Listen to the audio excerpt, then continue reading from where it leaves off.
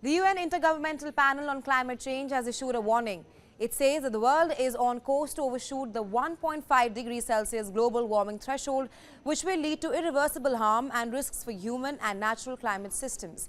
UN Secretary General Antonio Guterres has also issued a warning. He says that humanity is on thin ice and that ice is melting fast. To talk more on this, we're now being joined by Laurie Gehring, a climate change editor at Context. Thank you so much for joining us, Laurie. Pleasure.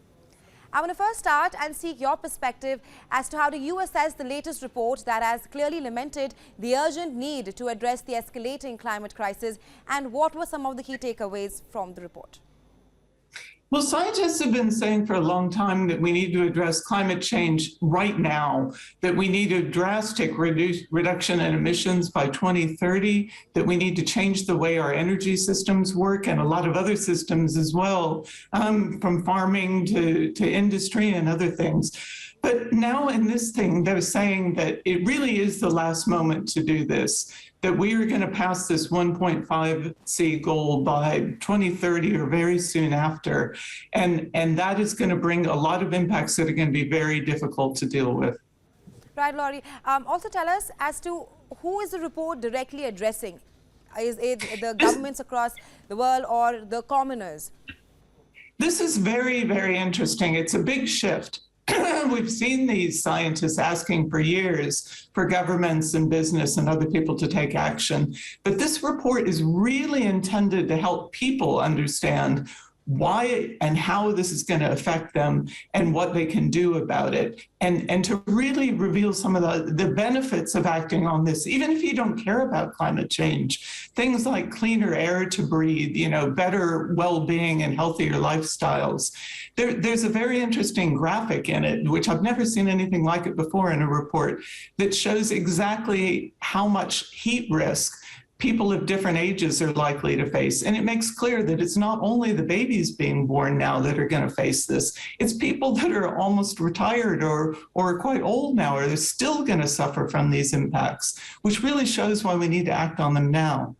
Right, absolutely, Laurie. Also, the report has presented a clear roadmap to achieve a livable future in this era of climate change. But the bigger question that arises here is if the governments across various countries will be following it or not. This is the question. I mean, I think that the report shows that it makes increasing sense to invest in renewable energy and to get off of coal, oil, and gas, which is what we need to do to deal with climate change. It even says that there's money available for this. We've seen really large sums of money put together to deal with other crises around the world, not least COVID-19 recently. So we do have the resources within the world's financial systems to do it. We do have the technology to do this. What we're really lacking is the political will to make this a priority. And that is a real challenge because governments have many other things that they're worrying about at the same time.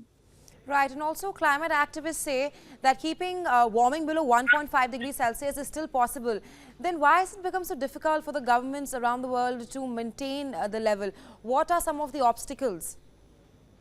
There's a whole bunch of different obstacles, from disinformation by the fossil fuel industry saying that we don't really need to get off of these fuels, that there is a continuing lifespan for them, down to affordability for some countries that are poor. Finding the money, the investment money to pay to put these renewables in place isn't easy. There are still many laws and regulations that stand in the way of this, that subsidize fossil fuels, subsidize other things that are really detrimental to climate action.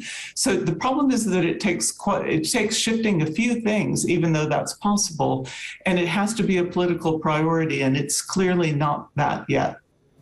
Right, and what kind of urgent actions are needed to keep warming levels below 1.5 degrees Celsius at the moment? We need to get off of coal, oil, and gas in that order, and very, very swiftly. We need to massively ramp up investment in renewables, in solar, the kind of thing that's happening in India now, and wind power. and any other kinds of renewables as well. We need to really better protect nature, because we can see that forests and other natural vegetation absorbs carbon dioxide from the atmosphere to grow.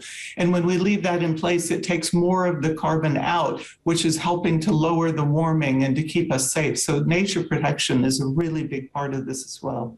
Absolutely. And the UN chief has also urged rich nations to do more. And how do you see the climate Absolutely. justice debate playing out in the current world order? Yeah, I mean, rich people, the top couple percent of the world produce some phenomenal amount of the emissions in the world. So this is a lot about reducing consumption by those who consume the most. That has to be taken care of really rapidly, whether we need to change laws or regulations or whatever to try to reduce that, or just really encourage people, make it very appealing and ambitious to try to do things that are better for the planet. I mean, I think there's a lot of psychology behind this, and we need to really think what is going to move people. Maybe that's influencers on social media. Maybe that's someone you trust talking to you about the changes you should make. But there's a lot that needs to change in individual lifestyles, in policy that governments control, and in how industry operates. Right, we spoke about how the governments can bring about a change, but I want to ask you as to what kind of change can the commoners bring regarding climate change? There's a lot that people can do. Never, I think, underestimate how valuable your own example is. If you're someone who does the right thing, who walks or cycles instead of driving a fossil fuel car every day, if you're someone who recycles, conserves water, protects forests, protects nature, urges others to do that, that kind of example is one that other people will see and think is possible because of you. So, but the very, very most important thing average people can do is to let their elected representatives know that this is an important issue for them and one they're going to vote on, and that they want to see action on this, because there are many other people saying that that isn't the priority. If average people can say that to their elected officials, that will help drive the action that's needed. My last question to you, Laurie. Will this report bring any kind of a change at the moment? We've seen that scores of reports do come out in the past, but will this report hold any, can bring out any change? We don't know, but I think this report really is remarkable in its efforts to communicate how big the risks are, communicating that very, very clearly to the whole range of actors, from governments down to average people, and really laying out in quite frank terms, we are changing the planet in a way that is going to affect us in our lifetime and people for thousands of years from now. These are phenomenal big changes, and when we pass 1.5, we'll be entering into territory that we're not very familiar with. There could be changes that will be very big and will be irreversible and will fundamentally alter how we live on this planet. And that's why they're saying this needs to happen now. Will people listen? I don't know. It's hard to say. All right. Thank you so much for joining us and sharing your insights with us, Laurie. Thanks very much. Thank you. Thank you.